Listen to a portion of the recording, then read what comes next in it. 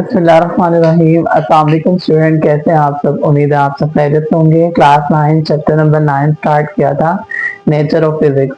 तो उसका second lecture की वीडियो है और इसमें हम सेकंड टॉपिक पढ़ेंगे जिसका नाम ब्रांचेस ऑफ फिजिक्स है। और तमाम ब्रांचेस को हम अच्छे से देखेंगे। उसके साथ साथ इसका मटेरियल आपके सामने बोर्ड पर होगा। आप वहाँ से जिस बच्चों को बुक से मुश्किल लग रहा है तो वो ये नोट्स जो है वो बनाकर याद कर सकता है। ये आसान और इजी वे में जो इजी नोट्स होते हैं वो बनाए हुए हैं। तो वीडियो को जो है वो स्टार्ट कर लेते हैं बगैर वक्त के ज़ाया किए। तो सबसे पहले अगर हम देखें तो हमारे पास सबसे पहली ब्रांच है मैकेनिक्स। तो बेटा हम मैकेनिक्स को समझते हैं। पहले मैकेनिक्स देखते हैं होता क्या है। मैकेनिक्स जो है वो फिजिक्स की वो ब्रांच है जिसके अंदर हम बॉडी की मूवमेंट को देखते हैं कि अगर कोई भी बॉडी है वो मूव क्यों कर रही है, कैसे मूव कर रही है, किस तरह मूव कर रही है, ठीक है, और उस पर फोर्स किस तरह से असर डाल रही है, ठीक है। तो ये तमाम चीजें हम देखते हैं मैकेनिक्स के अंदर, ठीक है। अगर कार मूव कर रही है जैसे, तो वो क्यों मूव कर रही है, कैसे मूव कर रही है, ठीक है, और उस पर कितनी फोर्स लग रही है और फोर्स उस पर कैसे असर डाल रही है। तो ये तमाम चीजें हम किस में देखते हैं, मैकेनिक्स में। तो मैकेनिक्स हमारे पास वो फिजिक्स की ब्रांच है जिसके अंदर हम बॉडी की मोशन को देखते हैं। और दूसरा हम ये देखते हैं कि अगर वो बॉडी मूव कर रही है तो उस पर फोर्स किस तरह से असर डाल रही है। तो ये हमारे पास किसमें आ जाएगा, मैकेनिक्स में। तो इसको देखते हैं जरा। इट इज द मैकेनिक्स का है, it is the study of motion and the force that effect motion, ठीक है। ये फिजिक्स की वो ब्रांच है जिसके अंदर हम पढ़ते हैं किसके बारे में, मोशन के बारे में। और हम ये पढ़ते हैं कि किस तरह से फोर्स जो है वो असर डालती है मोशन पर।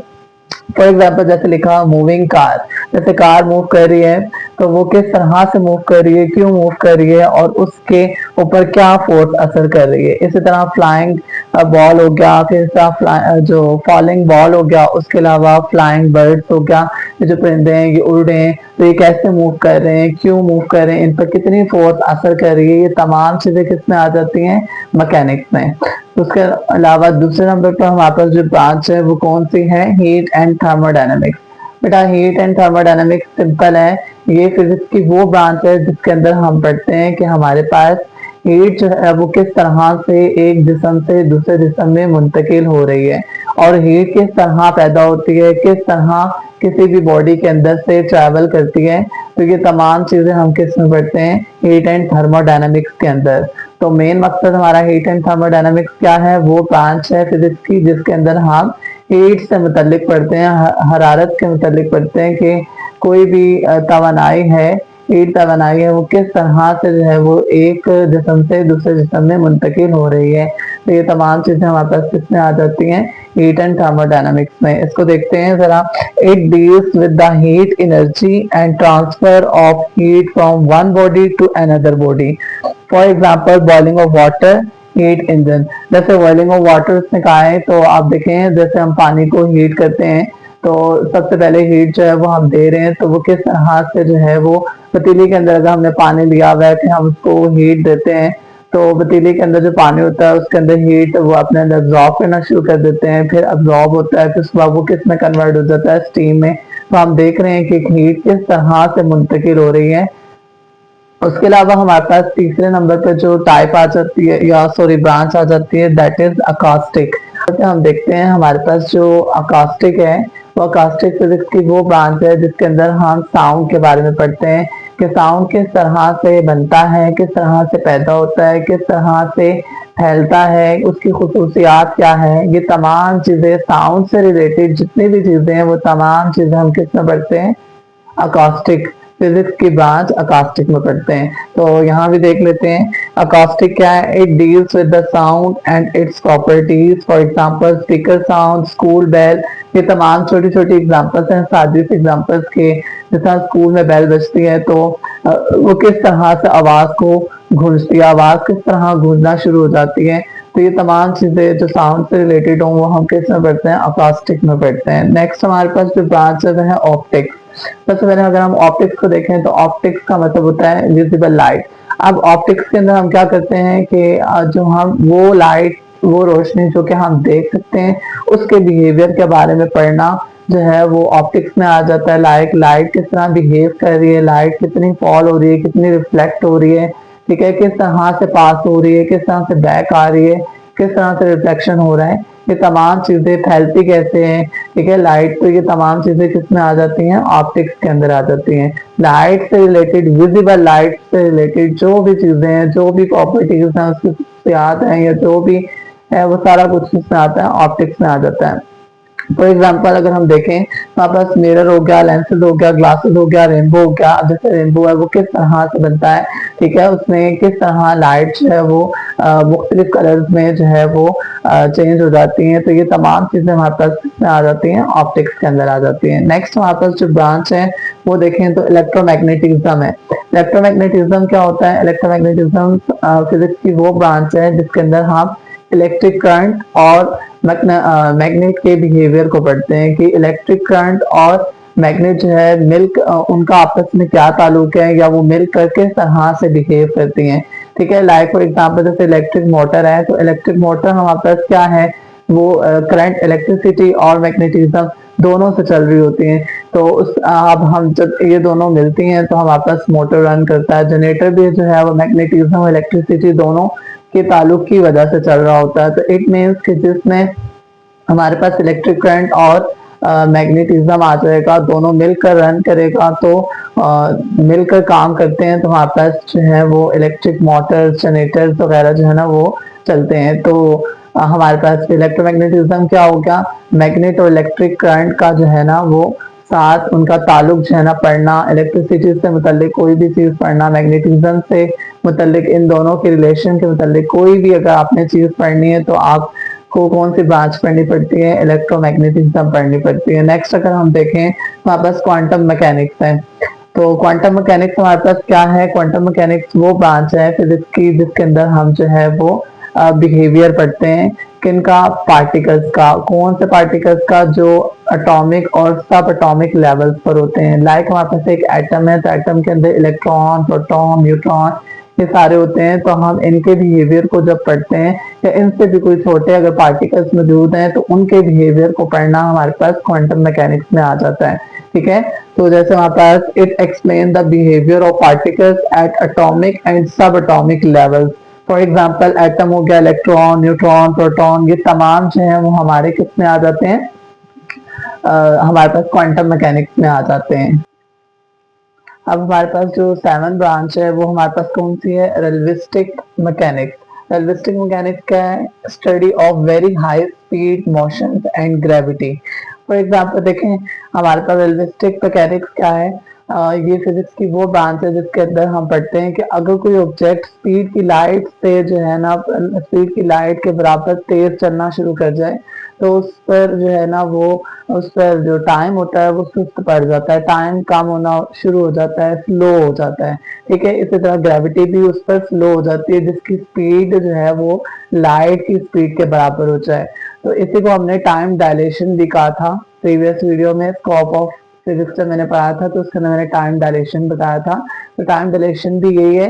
तो हमारे पास फिजिक्स की वो ब्रांच जिसके अंदर जो है हम पढ़ते हैं कि कोई भी ऑब्जेक्ट अगर स्पीड की जो उसकी स्पीड है वो लाइट की स्पीड के बराबर हो जाए, तो उसके लिए जो है वो टाइम जो है वो स्लो पड़ जाता है, ठीक है। उस पर ग्रेविटी भी स्लो पड़ जाती है, कम हो जाती है, ठीक है, कम एक्ट करना शुरू कर देती है अगर किसी ऑब्जेक्ट की स्पीड जो है वो लाइट के बराबर हो जाए, ठीक है। और उसके अलावा अगर हम इसकी एग्जांपल देखें तो आइंस्टाइन थ्योरी है हमारे पास, उसके बाद टाइम डायलेशन है, जीपीएस। अब जो हमारे पास जीपीएस है उसको भी इसी तरह से सेट किया जाता है, रिलेटिविस्टिक मैकेनिक्स के स्पेशल थ्योरी ऑफ रिलेटिविटी के बिहाफ पर जो है उसको सिलेक्ट किया जाता है, उसको जो है वो सेट करके रखा जाता है ताकि वो अच्छे से काम कर सके। उसके अलावा हमारे पास नंबर 8 पर हमारे पास जो आती है वो आ रही है न्यूक्लियर फिजिक्स। न्यूक्लियर फिजिक्स क्या है, it studies the nucleus of atom, ठीक है। तो न्यूक्लियर फिजिक्स हमारे पास क्या है, न्यूक्लियर फिजिक्स कहते हैं हमारे पास ये फिजिक्स की वो ब्रांच है जिसके अंदर हम जो है वो एटम के अंदर जो मौजूद न्यूक्लियस है उसके मरकज को हम पढ़ते हैं डिटेल में, कि उसका मरकज जो है, जैसे कोई भी एटम है तो उसका न्यूक्लियस होता है। न्यूक्लियस क्या है, उसका मरकज है, ठीक है। मिड वाला हिस्सा जो होता है उसे हम क्या कहते हैं, न्यूक्लियस कहते हैं। और न्यूक्लियस के अंदर कौन कौन है, प्रोटॉन, न्यूट्रॉन और इलेक्ट्रॉन होते हैं, ठीक है। तो उसके मरकज को हम पढ़ते हैं। अगर वो जैसा फॉर एग्जाम्पल हमारे पास न्यूक्लियर रिएक्शन, कि हमारे न्यूक्लियर के अंदर कितनी एनर्जी मौजूद है, ठीक है, वो किस तरह से रिएक्ट कर रही है। अगर वो न्यूक्लियर जो है वो ब्रेक होता है, ठीक है, तो वो किस तरह से कितना रिएक्शन करेगा, ये तमाम चीजें हमारे पास किसमें आ जाती हैं, न्यूक्लियर फिजिक्स के अंदर आ जाती हैं। फिर अब अगर हम 9 देखें तो हमारे पास 9 में आता है पार्टिकल फिजिक्स। पार्टिकल फिजिक्स वो ये फिजिक्स की वो ब्रांच है जिसके अंदर हम छोटे छोटे पार्टिकल्स, कायनात में जो हमारे कायनात के अंदर जो छोटे छोटे जर्रात हैं उसके बारे में जब हम पढ़ते हैं तो हमारे पास पार्टिकल फिजिक्स में आ जाता है। फॉर एग्जाम्पल हमारे पास देख सकते हैं क्वार्क हो गया, प्रोटॉन हो गया, न्यूट्रॉन हो गया, ये बहुत छोटे छोटे जरात हैं जिनको हम पढ़ते हैं और जिनके बिहेवियर को हम समझते हैं। ये सारा कुछ जो है वो पार्टिकल फिजिक्स में आ जाता है। उसके अलावा अच्छा, 10वां अगर आप देखें तो it studies celestial bodies like planet, stars and galaxies, for example moon, sun and star. तो हमारे पास जो ये जो हमारे पास एस्ट्रोनॉमी है, एस्ट्रोनॉमी क्या है, हमारे पास ये फिजिक्स की वो ब्रांच है जिसके अंदर हम सेलेस्टियल बॉडीज के बारे में पढ़ते हैं, जो हमारे पास कौन कौन से जैसे सितारे हैं, ठीक है, चांद है, मून है, इन सब के बारे में पढ़ते हैं, इन सब का बिहेवियर देखते हैं। ये तमाम जो है वो हमारे पास इनका जो बिहेवियर होता है, किस तरह से मूव कर रहे हैं, ठीक है, किस तरह से सेटअप है।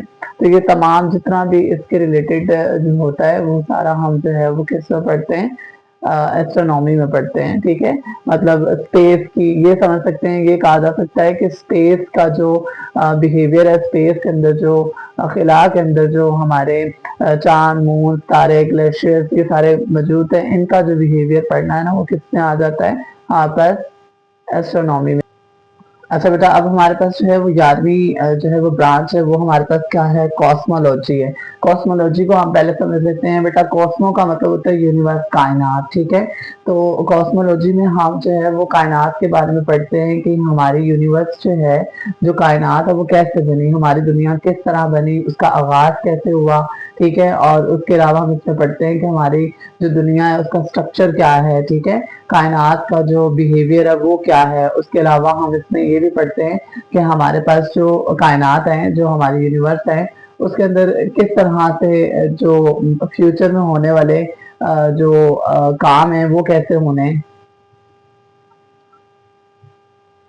ठीक है, यूनिवर्स का आगाज कैसे हुआ, ठीक है, इसकी साख क्या है, मतलब इसका स्ट्रक्चर क्या है, किस तरह से बनी हुई है, ठीक है। ये तमाम चीजें जो है हम कॉस्मोलॉजी में पढ़ते हैं। इसकी सबसे अच्छी एग्जांपल है बिग बैंग थ्योरी। अब जो बिग बैंग थ्योरी है वो एक साइंसी नजरिया है। साइंसी नजरिया क्या है, वो ये कहता है कि 13.8 अरब साल पहले जो है ना वो दुनिया बनी थी। और एक जो है ना वो धमाका होने के बाद जो है ये सितारे, ग्लेशियर, स्टार्स, ये सारा कुछ, मून, सन जो है ये आए थे, ठीक है। और ये तो साइंसी नजरिया नहीं, साइंस कहती है, तो अल्लाह ताला बेहतर जानता है कि बेसिकली कायनात जो है वो कैसे बनी है।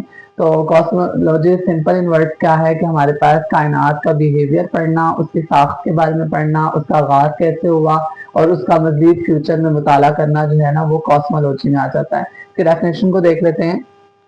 Cosmology is the branch of physics that studied the origin, structure and future future of the universe है ये, ठीक है। फ्यूचर की स्पेलिंग थोड़ी मिस्टेक हुई हुई है, यहाँ पे इसको ठीक कर लें, FURE, ठीक है। हमारे पास origin, structure and future of the universe, ठीक है। उसकी एग्जांपल देखें, क्या देखिए, बिग बैंग थ्योरी। उसके अलावा नेक्स्ट अगर हम 12th को देखें तो वो हमारे पास आता है सॉलिड सॉलिड स्टेट फिजिक्स। तो हमारे पास सॉलिड स्टेट फिजिक्स क्या है, ये ऐसी फिजिक्स की वो शाख है जिसके अंदर हम सॉलिड के बिहेवियर के बारे में पढ़ते हैं, सॉलिड मटेरियल के बारे में पढ़ते हैं कि सॉलिड के अंदर जो एटम्स है वो किस तरह से बिहेव करते हैं, ठीक है। उसके अलावा हम इसके अंदर देखते हैं कि सॉलिड जो है वो किन एटम से मिलकर बना हुआ है। हमारे पास सॉलिड का बिहेवियर पढ़ते हैं कि सॉलिड जो है वो किस तरह से बिहेव करता है, उसका मटेरियल जो है वो किस तरह से मेड अप किया जाता है, ठीक है, सॉलिड को किस तरह बनाया जाता है, उसके एटम्स किस तरह से बिहेव करते हैं। सॉलिड से रिलेटेड तमाम चीजें जो है हम सॉलिड स्टेट फिजिक्स में पढ़ते हैं। उसके अलावा इसमें एग्जांपल में अगर हम देखें तो हमारे पास जो है वो स्टडी ऑफ मेटल्स क्रिस्टल्स, तो जो हमारे पास क्रिस्टल्स हैं मेटल्स हैं, ठीक है, ये तमाम चीजें क्या आएंगी सॉलिड है। वुड हो गया, रबर हो गया, ठीक है, ये हमारे पास सॉलिड स्टेट्स में आ जाती हैं। तो इसकी डेफिनेशन देख लेते हैं। Solid state physics the branch of physics that studied the properties and behaviour of solid material. ठीक है, simple in that, simple is, तो सिंपल इन वर्ड्स में अगर हम कहें तो वो क्या है कि जो सॉलिड स्टेट ऐसी फिजिक्स की ब्रांच है जिसके अंदर हम जो है ना वो सॉलिड के बारे में पढ़ते हैं कि सॉलिड किस तरह से बिहेव करते हैं, उनके एटम्स किस तरह से होते हैं, ठीक है, उनकी प्रॉपर्टीज क्या है, मतलब खसूसियात क्या है, वो किस तरह से बिहेव करते हैं, उनके मटेरियल किस तरह का होता है। ये तमाम चीजें जो है हम सॉलिड स्टेट फिजिक्स में पढ़ते हैं। यहाँ पर हमारी जो है वो वीडियो होती है खत्म। अगर किसी का कोई भी क्वेश्चन हो तो वो कमेंट बॉक्स में पूछ सकता है। Thanks for watching my videos and subscribe my channel. Thank you so much. Allah Hafiz.